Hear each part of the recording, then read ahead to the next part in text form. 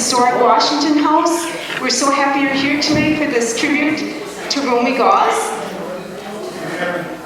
And so happy that his son Lloyd is here, our special guest. We thank the Mystic Moods for being here to play the music. I want to start by saying, at one time I did a show here as a tribute to Al Jolson. I was an Al Jolson fan, and I sang Mammy, the sunshine taste, etc. And anyway, Walter Vogel was so, he really got this museum going. And when he was in charge here, he had me do so many things. I would play for tour groups that came through, and I did a lot of other things. They used to have a monthly meeting. I would do things there. So Walter and I became great friends, and I was so glad that he let me do that Al Jolson show. You know, I got more guts than brains. I have some pictures of me when I started out my career with the Howie Bowl Orchestra. I have some pictures of my mom and dad. I have my mom because she ran the ship and nobody knows it. They all think it was Romy Gosz, but it was my mom. Anyway, I want to introduce the band now, and I will start with the tuba player because we are called the rhythm section. And the tuba player is Gary Wardell, and he plays with the wind ensemble, and he's an ex-school teacher. I think he taught in college. High school too. High school and college. And then the drummer is Mike Johannick, and he is mucho talento. He's very talented. He plays the trumpet. He has the sweetest tone. And so that's, well, of course, I'm part of the rhythm section too. But I'm lucky these guys let me play with them because they're all so good. But anyway, starting over here, that guy there, wave your hand. His name is Wayne Hessel, but he's not related to the Hessels from Francis Crick, etc. But he's my favorite because I like to pick on people. And I only pick on people that I really, really like. Thank you. Next to him is Don Conop. Now, Virgil Petzka started this band, and we run it now as a co-op, but Don Conop is really in charge. And if somebody doesn't show up to play, he gets somebody to fill in. And I'm always there because I'm afraid if I miss a day, they'll find somebody else. Next to him is Phil Stengel, and Phil directed the municipal band for a while. He plays with the Sugar Bush Boys. I forgot to mention that Wayne also plays with the Sugar Bush Boys. And so then last but not least, is Ray Bears. And Ray comes from a very talented family. He has children that are very talented. And he played with my brother's band for a while. My brothers, I have two older brothers, Tony and Tommy. For a while they played together as a band called the Goslings. Well, there are two different people. Tony is a serious, quiet person. Tommy, on the other hand, liked to have a little fun. Tommy taught me dirty jokes. He taught me funny little lewd lyrics of little songs. And one of my cousins said, Lloyd, if it wasn't for Tommy, you'd probably be a pope or a bishop or a cardinal. Because I was a naughty boy, but I was kind of serious, and Tommy saved me from that.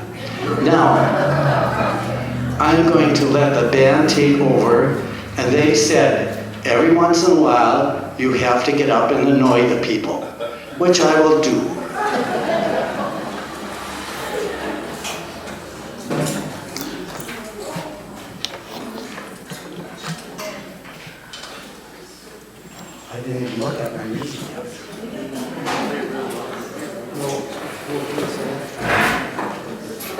The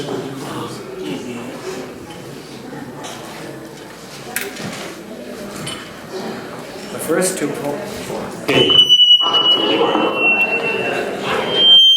Oh, I got it. The first two polkas we're going to play are the Pilsen polka and musicians come and play. Was first recorded in Grafton, Wisconsin, and when the band came there, I guess I need to do this. When the band came to Grafton, the recording studio was set up, and the band sat down, and they said, "Who's going to lead this band?"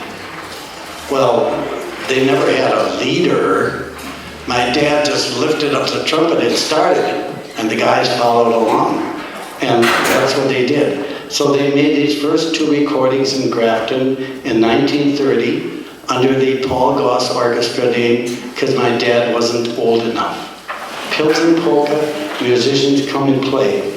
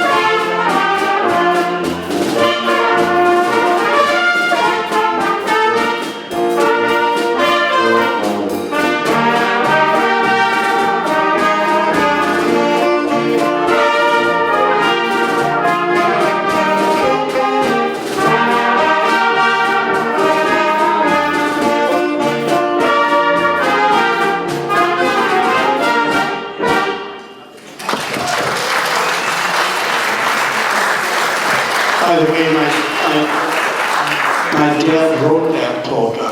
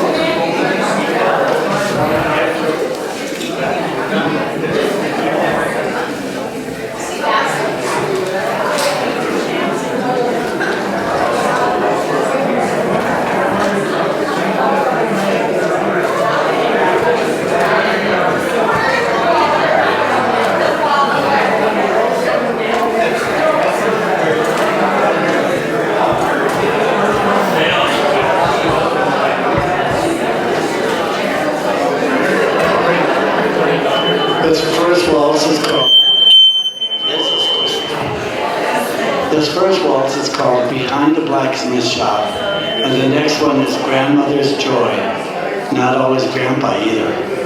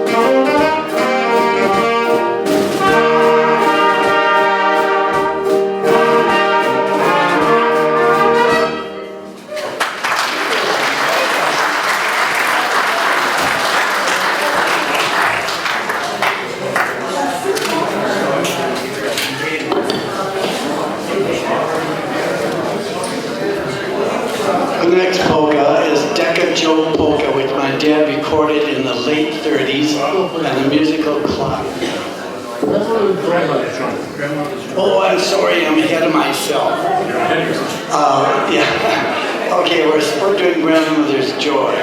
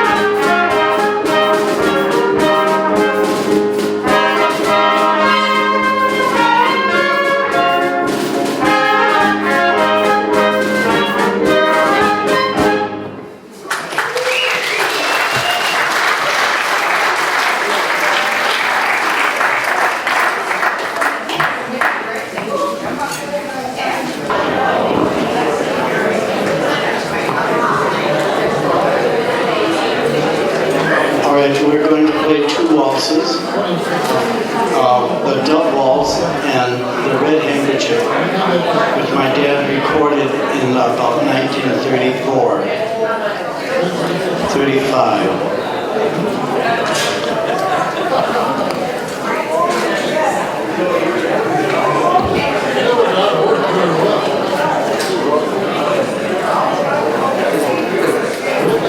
Red handkerchief in the B flat for me.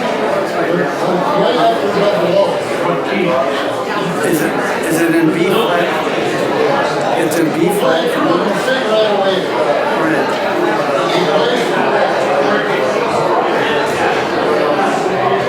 Well, I'm going to sing a little waltz for you later on in Bohemian.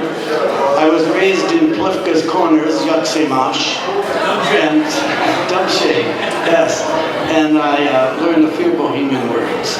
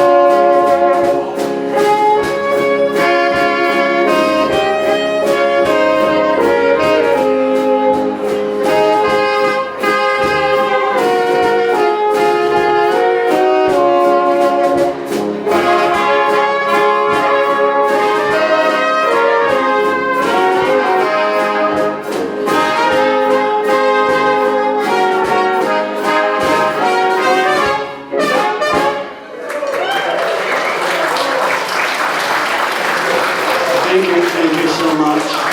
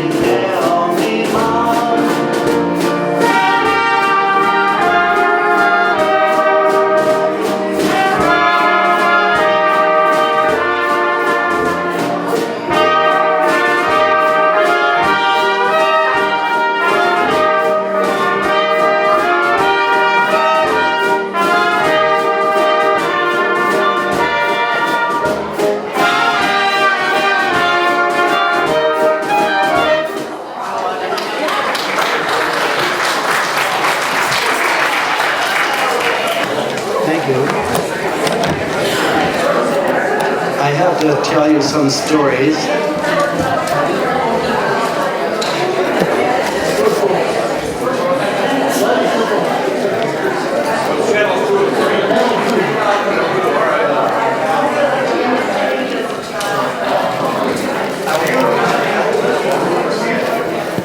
All right, the story of Romy Gosz.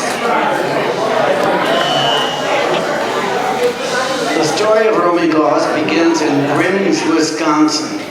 He was born in Grims, Wisconsin.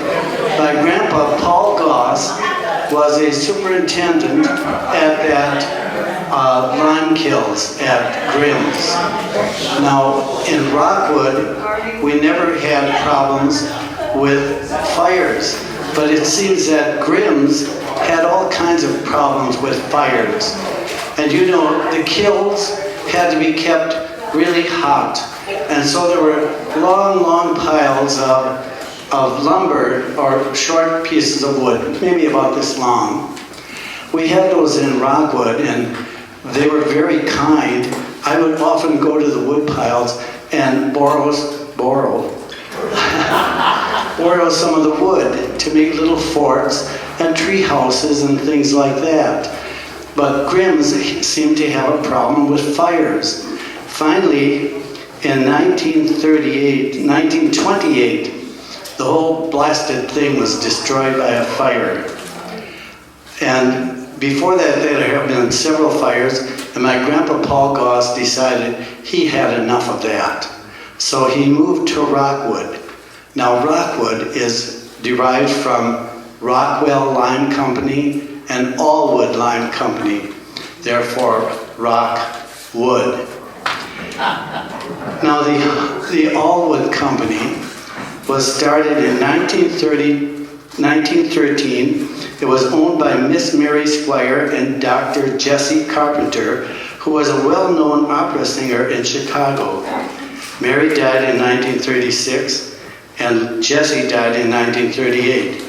Now, when those two women were running the lime kilns, my grandpa was a superintendent and the foreman, and so he pretty much ran the show there and took care of everything.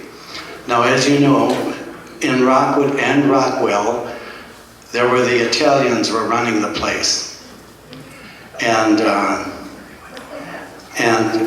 so most of the Italians hated my grandfather. He was a bossy man. You know, Goss is boss. And so as time went by, my dad broke with custom. In those olden days, I'm talking about 100 years ago, Germans married Germans. Irish married Irish, French married French, Catholics married Catholics, and Protestants married Protestants. But of course, sometimes they broke that mold. Think of Romeo and Juliet. Well, my dad found a pretty Italian girl by the name of Antonia Leggio, who came to this country as an immigrant. Oh my God. And she became a citizen during World War II in 1944. If any of you remember World War II, they did not just put the Japanese in camps, but they put Italian Americans and German Americans in camps. All you had to do was be a nasty neighbor and report them. But anyway, my dad married my mom and broke the mold. The Gosses weren't real happy. You know, years ago the Italians were really looked down on. And my mother and her brothers and sisters had all learned to speak English at school. There was no such thing as English as a second language. And they learned to speak English, and none of them had any trace of an accent.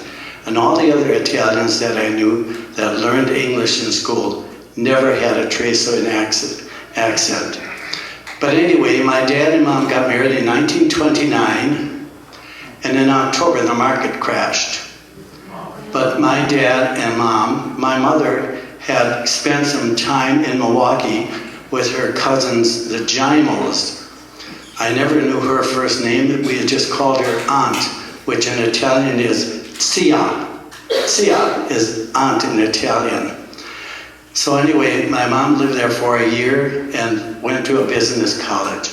So when Mom and Dad got married, they opened a grocery shop in Allwood. Now I have to tell you, Allwood was a nice little village.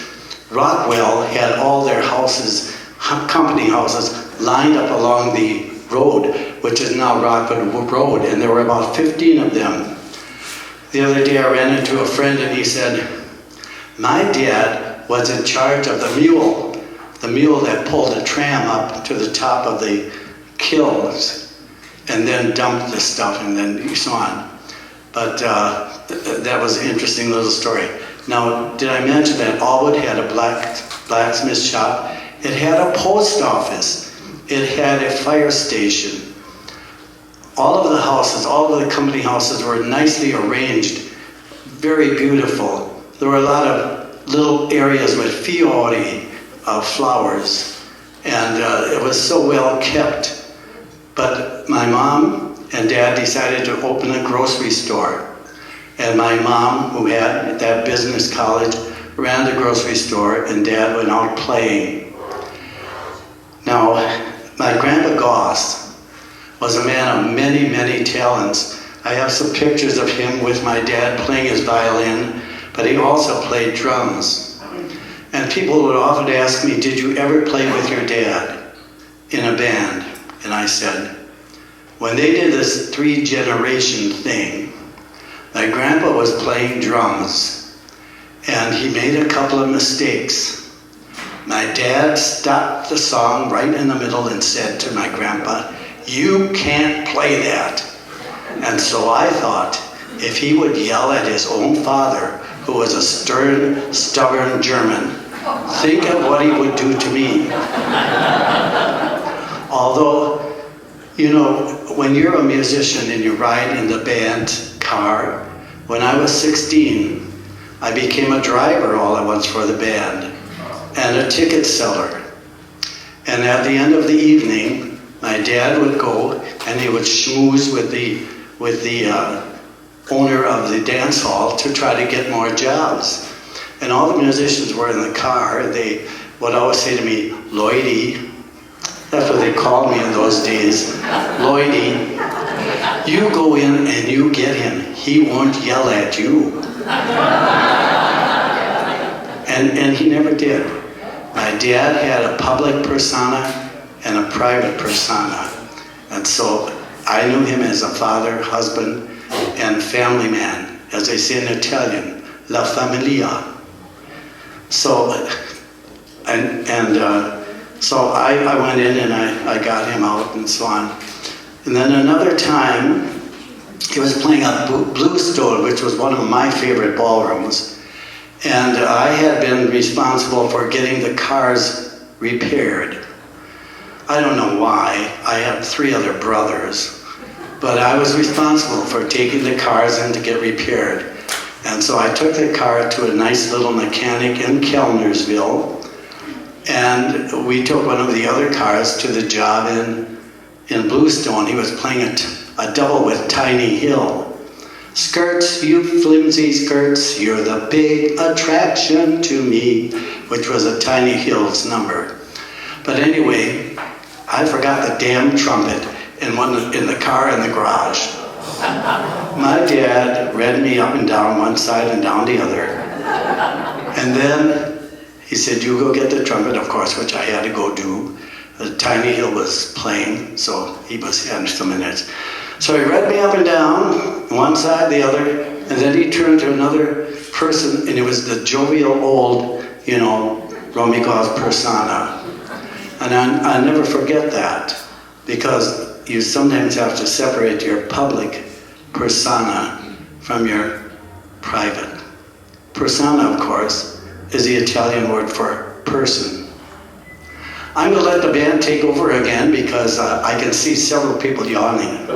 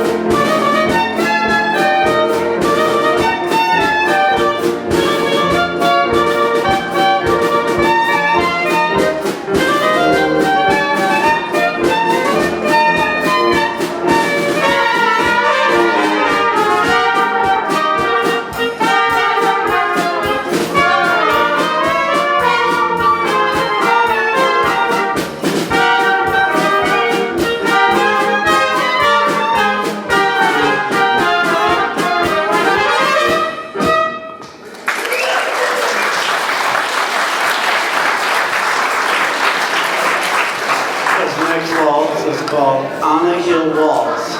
And whenever I hear this song, I think of Dan Zahorik, who played piano and accordion with my dad.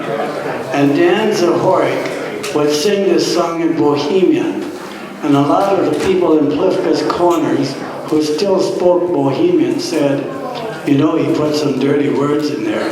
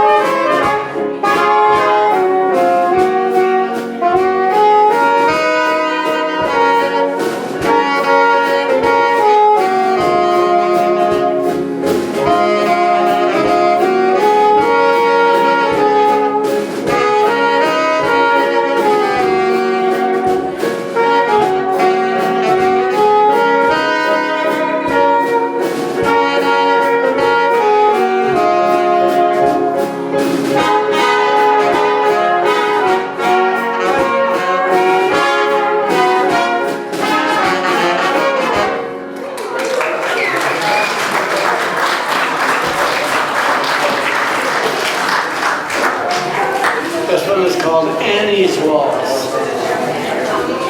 You know that my dad had different names for some of these waltzes and polkas. My wife, who is not a musician at all, tells me we play the same polka over and over, we just change the names.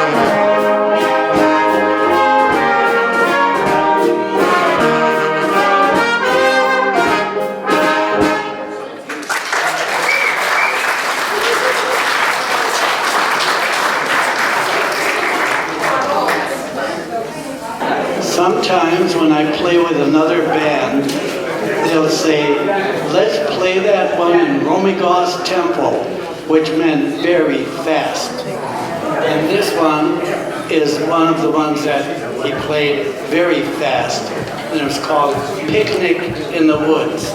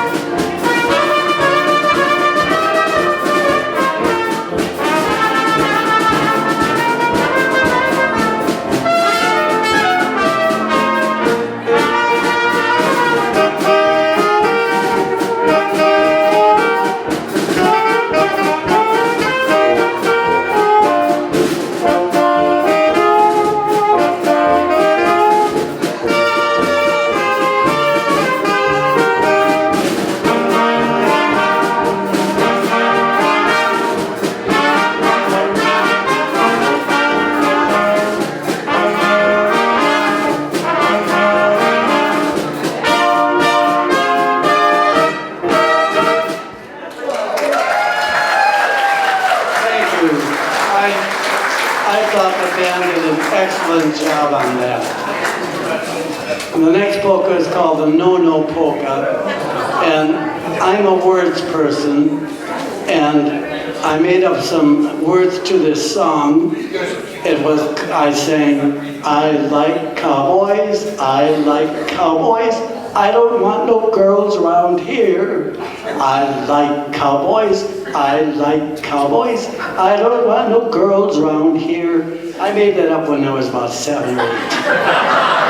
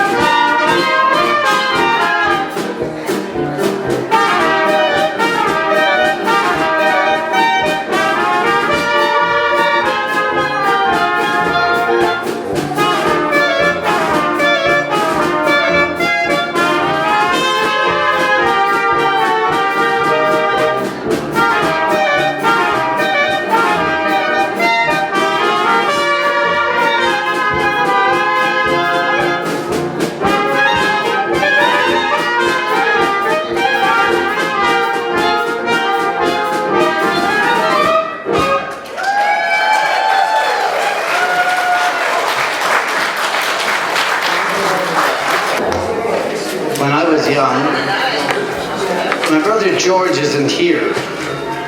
And I said, I'm glad you're not coming because you'd fact-check me.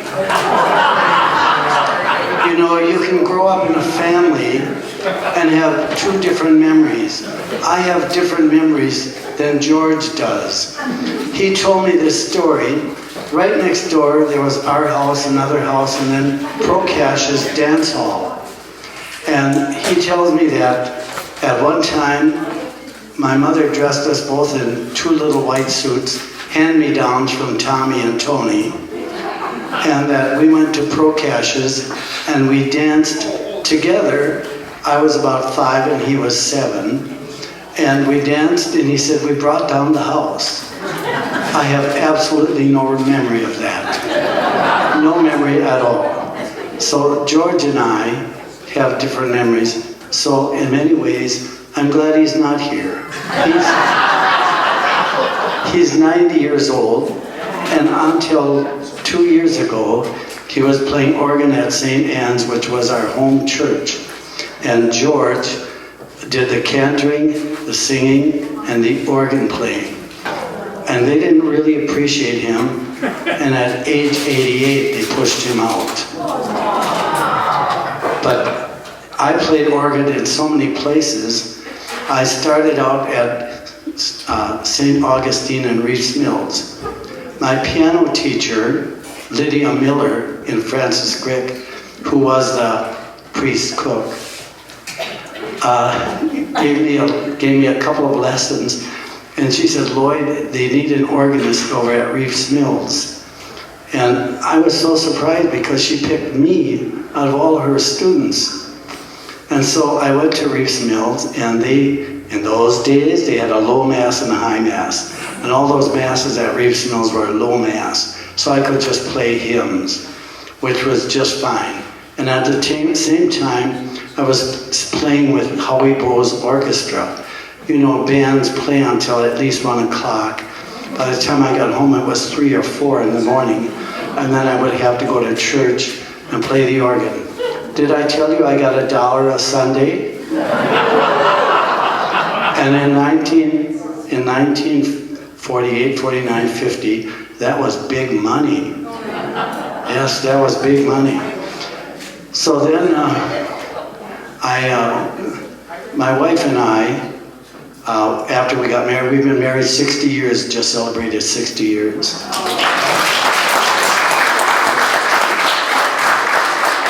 So anyway, I played organ in so many churches. In Milwaukee area, I played in a church that, as long as it maintained a 10% Lithuanian population, they could go on because there were so many churches in that area. Then when I moved back here, I started playing at Sacred Heart Church. Well, they closed down Reeves Mills Church. They closed down Sacred Heart Church. Then I was playing at the United Church of Christ on Marshall Street. They closed that down. I'm beginning to think that I'm accursed. I played at several nightclubs which burned down. But anyway, I have to tell you that my dad was very supportive when I was playing. My dad and mom spoiled me a little bit. I was the baby of the family. You can be 88 years old and you're still going to be the baby of the family. So anyway, my dad always brought home little gifts because I had said to my mother at about age 5, Mom, what does Dad do for a living? And she said, he's a musician. I thought she said magician.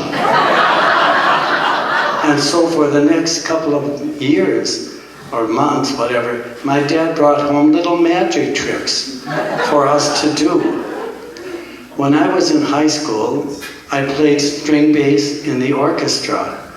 All at once, a string bass appeared in the living room. And I didn't ask him to buy it, but he would do things like that without asking. My dad loved to read Western novels, And they were hardcover Western novels. And I looked at them today, and he wrote inside the cover, property of Romy Gosz, not for lend. And then he would put the date that he bought the book and read it. I have some 35 of those books. When I was a child person, I liked to lay them out on the floor, like a little road. And I would run my little cars over that little road. Now you know, if I knew my dad was coming home, those books got back in the bookshelf so fast. You know that? And then my dad never disciplined us. He only raised his voice. He raised his voice, and we scattered like scared chickens. He never had to hit us. And my mom was Italian, and so Italians love children. They just love them, and they especially love male children. Did I tell you that my parents treated me a little special? First of all, I was a breech delivery. Secondly, I couldn't drink mother's milk. My Italian grandmother, mi nonno, figured out something with goat's milk, but I still was not well. My Aunt Anna, mi zia Anna, she told me I cried all the time. I don't know why I was crying, but I must have been hungry. And to this day, I'm still always hungry. I'm noted in relative circles as a big eater. Whenever there's a buffet, I'm always first in line. Somebody's got to be first. Now, I want to tell you how much I enjoy all these people dancing. I enjoy that so much. When I used to live in Rockwood and I would go to dances at Procash's, I just sat there. And you know, in those days, women wore dresses. I love to watch the dresses. And there's a song I always like, skirts, those flimsy skirts, they're the big attraction to me. Skirts, those flimsy skirts, what attraction they can be. Up around the ankles, down around the knees, boop, boop, boop, boop, boop, and along comes a breeze. So I just love to do that. I'm going to try to get back to the piano, and there's a couple over here that told me my mom and dad took vacations with them. Well, you know, in the olden days, the Catholics had quite a grip on people. You did not dance during Advent. You did not get married during Advent. You did not dance during Lent. Das ist strictly verboten. And so these people were telling me that their parents, parents and grandparents would go on these trips with my mom and dad, either during Lent or Advent. And my Aunt Anna, mi zia, would take care of us. And she called my mother one day and she said, I've run out of money for food. And my mother said, you're not giving them all they can eat. My mother, remember, was an Italian immigrant, and she knew how to parse things out and feed things. Anyway, I'm going to get back to the piano. I'm having a little problems there with that microphone and a couple of problems seeing, but we're going to do it, and I love to watch you people dance.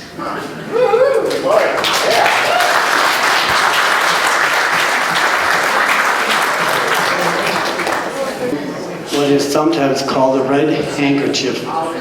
My dad, I will sing it in Bohemian, but my dad wrote some different lyrics when he was on a deer hunting trip. And it had to do with leaving your wife home alone.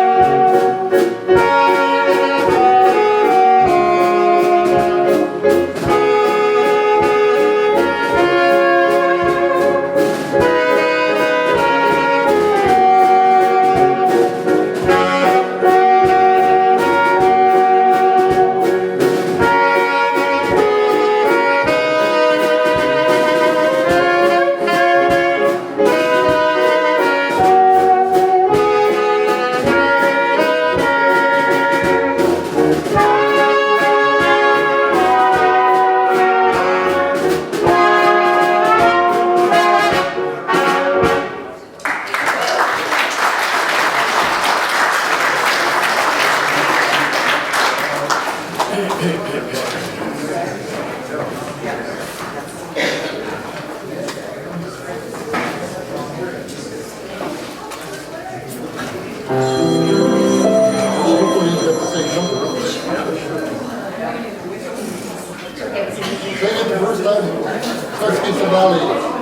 seeing it first time through.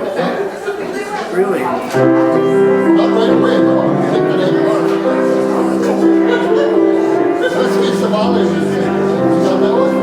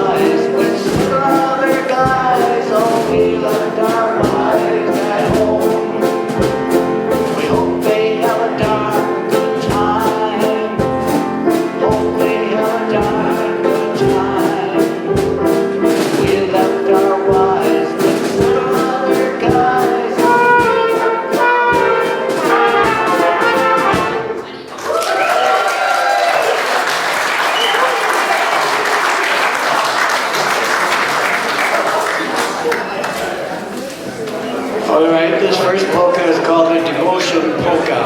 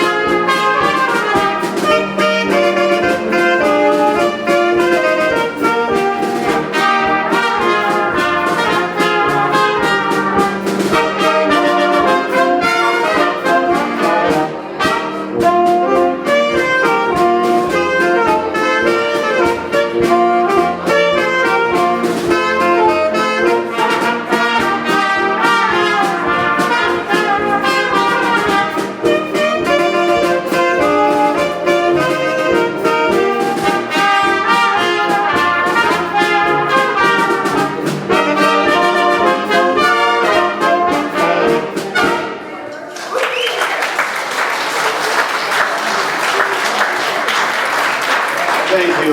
This next song is called the Barbara Polka.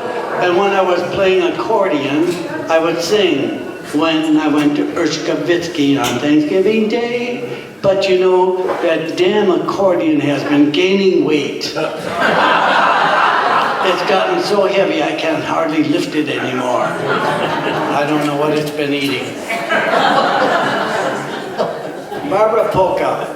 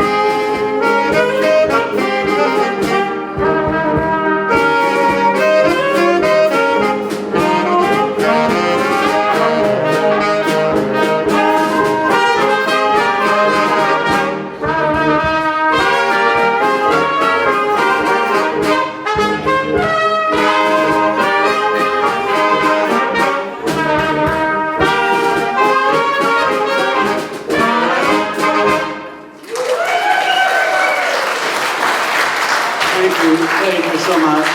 My dad recorded the Barbara Polka in 1948, and he had a trumpet player that he liked by the name of Clyde McCoy. And Clyde McCoy played that with a mute. He played different songs. So my dad recorded this polka with a mute, and it has a whole different sound. If you've ever listened to the recording that my dad made of the Barbara Polka, you know, sometimes a trumpet player would use a plunger instead of a regular type mute. You know, somebody told me a story once which they thought was terribly funny. My dad always raised the trumpet up in the air when he played, and he was playing a job one night, and some guy threw a pickle which landed inside the trumpet. That guy thought that was terribly funny, but I guess my dad didn't.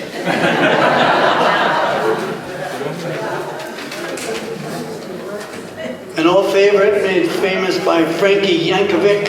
I have a picture of me playing along with Frank up here, and it's called the Blue Skirt Waltz. Boy, we're going to sing now. Right away? Well, why don't you do it? Just going to sing. Okay.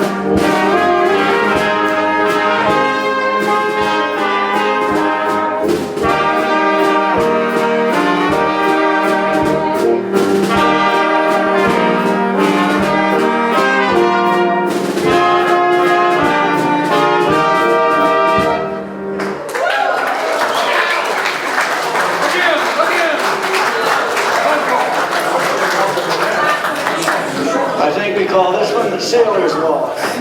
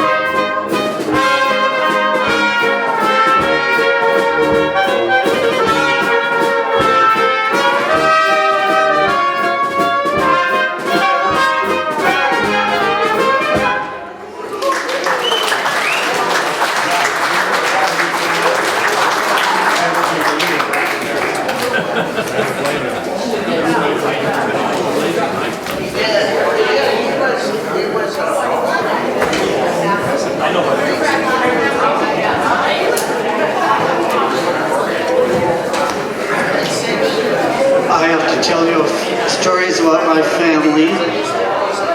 My oldest brother was Anthony. His birth certificate says Antonio because my mother was still pretty Italian. She hadn't become fully Americanized yet. She always said to me in Italian, watch the Americans, listen and learn. And that's what she did. She watched the Americans, she listened, she learned.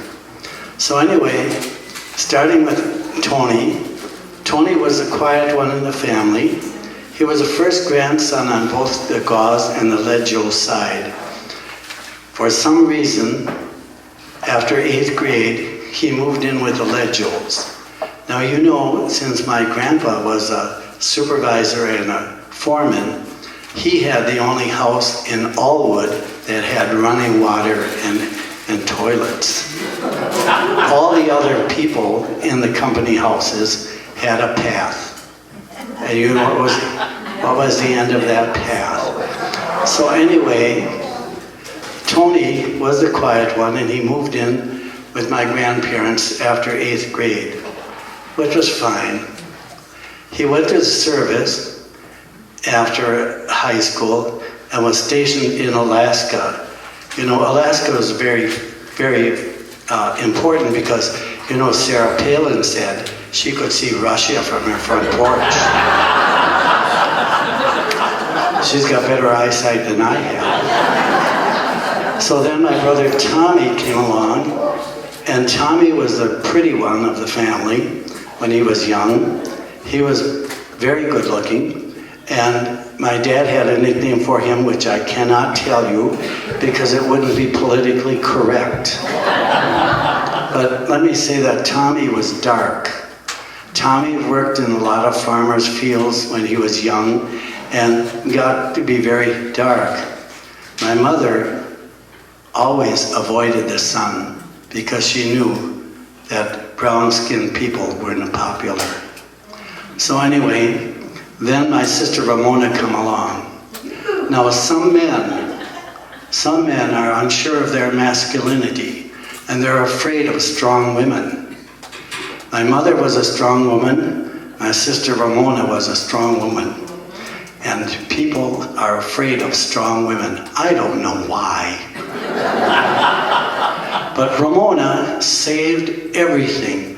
I mean, she saved everything. I still have ration books from World War II. And she was the one that made money. I mean, everything she touched turned to gold. And she protected me from my brothers. My brothers would walk past me and punch me or pinch me. So it got to the point where whenever they walked past me, I would flinch even if they didn't pinch me or poke me. And so Ramona protected me from them. My brother George always said, well, she was a heifer. Meaning she was a big girl. When she was young, she grew up very fast. And Tommy was the older brother, and my dad was a musician, and that was it. He didn't repair anything around the house. And we had a stairway that was enclosed and it was dark. The light switch didn't work. Well, my dad, of course, couldn't fix that.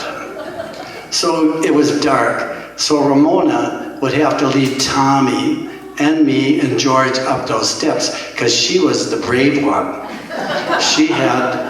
This woman had guts. My brother George was the really smart one. He got straight A's in school, and he was always teacher's pet. Then I came along, and guess who wasn't teacher's pet? In 3rd grade, I started to get a reputation as a naughty boy. One of my teachers once said to my sister Ramona, I can't believe that Lloyd's a teacher. He was so naughty. And then I had to go to Catholic school in 7th and 8th grade. And George said, wait till you get Sister DeCarmel. She'll straighten you out. The rumor was that there was a big crack in the chalkboard because Sister DeCarmel had slammed one of the big boys against that chalkboard and it cracked. So George said, wait till Sister DeCarmel gets a hold of you. Well, guess what? God was with me and Sister DeCarmel left. And a real nice nun came back in her place. Now, you know, as I mentioned, Ramona saved everything. She saved all of my dad's date books. And I wanted to look at 1936 when I was born. Wouldn't you know that's the one date book that isn't there? But the story is, I was born during a big snowstorm in 1936, February. And the story is that my dad was playing somewhere far away during this big blizzard, this big snowstorm. My mother delivered me. I was a breech delivery. My Italian grandmother and my aunt helped deliver me. And my dad finally came home. I was delivered at 8 at night. My dad came home at 8 in the morning after driving through that snowstorm. My mother, of course, had delivered me at 8 o'clock. My dad walked in the door. He drove through that snowstorm. God knows where he played that night. He fell into the room. Didn't quite close the door. My aunt and my mother pulled him into the floor and let him lay there. Because they couldn't lift him, you know. I have a picture of my dad when he was young. He was a nice, slim young man. Weren't we all? So anyway, I have something that I want to read to you. People come to me all the time and they tell me Romy Gosz stories. And some of them I know are true, and some of them I know aren't. But I never want to destroy anybody's illusions. If they want to think that, let them. Like once in a while they told me a story that at Kupch's, not Kupch's in Kellersville, but Kupch's in the Kiwani area, that my dad went there and put some goldfish in their toilet. Well, that was the type of thing he would do. Here's a letter somebody wrote me. My parents hired Romy Gosz to play at their wedding reception on May 6, 1950 at a ballroom located Highway 42 in Edwards. Well, I looked it up in the date book and it was really the hall in Cleveland, which was called whatever. And his dad told him this story. Romy would sometimes have to split his band because he was so popular. No, he wasn't a good bookkeeper. The arrangement my dad had made with Romy and the owner of the ballroom was that the ballroom would charge admission at the door, and they did that often at weddings, a bridal wedding or a wedding. They would charge admission at the door. Romy and the owner would get paid first. All excess profits would belong to my parents. On the evening of the reception, Romy showed up with his full band. So many guests arrived and danced to Romy's wonderful music that my parents had enough money to enjoy a beautiful honeymoon, and they traveled to California on US 66, take my Route 66. Also, a few friends who are about my age and grew up near Kiel remember that their parents liking Romy Gosz music as well. And so I often hear people, they tell me these stories, and I'm still glad to hear them. And this couple here just told me that story about my parents and their parents traveling together on vacation. So, you know, we're getting near the end of our program, and I want to thank you all for coming. When they told me they were going to charge $10, I said, polka people are so tight, you'll never get $10 out of them. Well, polka people are tight that come to a dance and then they don't drink. And that's what they don't like. I don't know if you looked at any of these posters. One of my favorite ones here is when he played at Shoto Gardens. The admission was 50 cents with a free lunch. I can't believe it. So anyway, again, I want to thank you all for coming. I want to thank the band for coming too. You know, Wayne Hessel, every Wednesday drives from Green Bay to play with us guys. And you know, I just sit down and play the piano. Everything's set for me. They do treat me really nice. But Wayne drives from Green Bay every Wednesday to play for nothing. And you know, we're so lucky at the Manitowoc Senior Center. Sometimes we have as much as 6 people. That's why I can't believe you're all here tonight. Thank you. Good night. My mother thanks you. My father thanks you. And I thank you.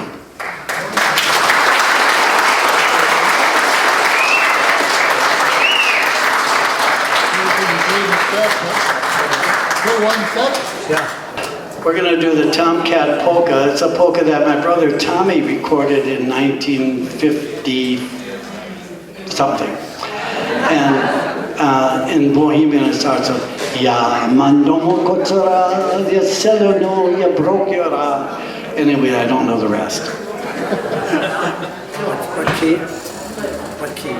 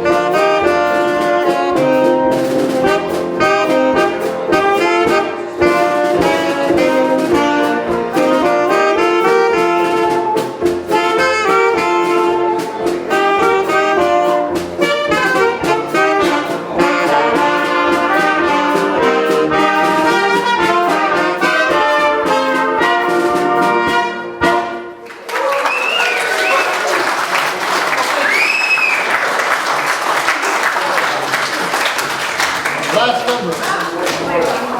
Okay, Don Connor, our fearful leader, says this is the last one. Thank you so much for coming.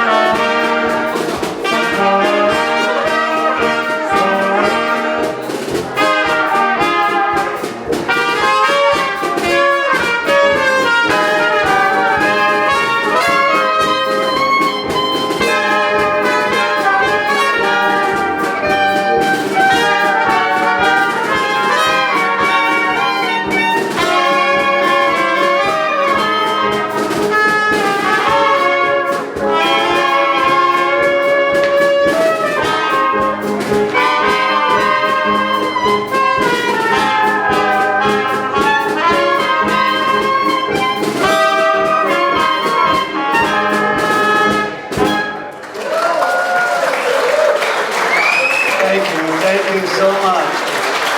Show me the way to go home. I'm tired and I want to go to bed. I had a little drink about an hour ago and it went right to my head. Wherever I may roam, on land, on sea, or foam, you will always hear me sing this song. Show me the way to go